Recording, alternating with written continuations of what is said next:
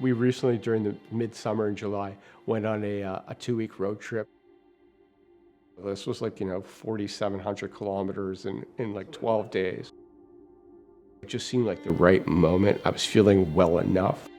I'd say the best moment, because it was just awe-inspiring, was being in the Bay of Fundy at the Hopewell Rocks. Both Nellie and I were just taken back by the beauty of it.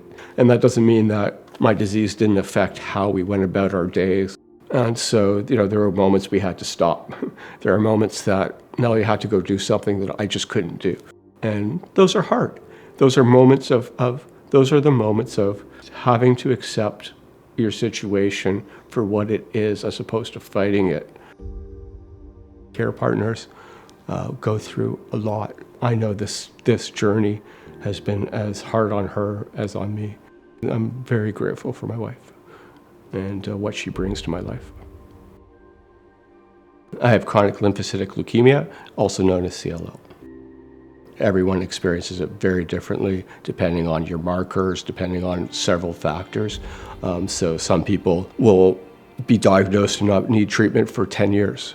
And other people, like myself, was diagnosed, with stage 4 and was treated within 3 weeks of diagnosis. It affects, joint pain, insomnia, it affects your bathroom habits. Fatigue is probably one of the more challenging aspects of the disease, at least from my experience. I have probably, in the last 9 years, felt normal very few times. There's always something going on. There's always something that's challenging. There's always something medical or physical that you have to tolerate. There are moments of escape, but there's no real escape from the concept that I have CLL. And now helping people as a psychotherapist, it helps me transcend my own disease and my own situation to help others get through the same thing. I'm doing something meaningful, and something meaningful drives my life.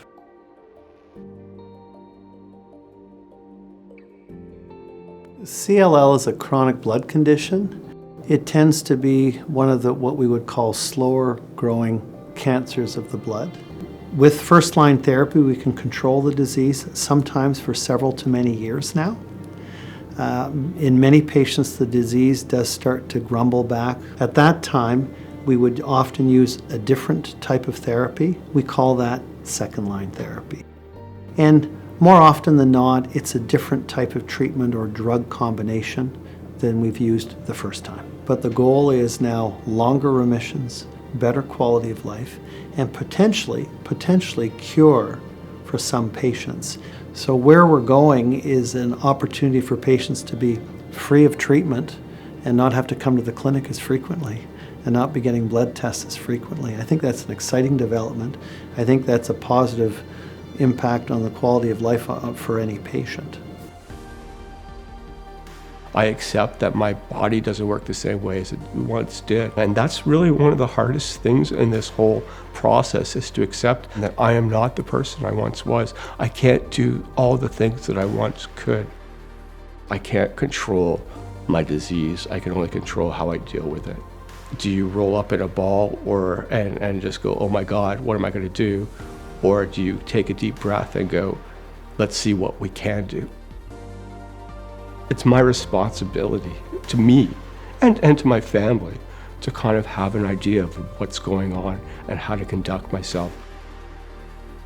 We're kind of in this together, but it was always about developing that partnership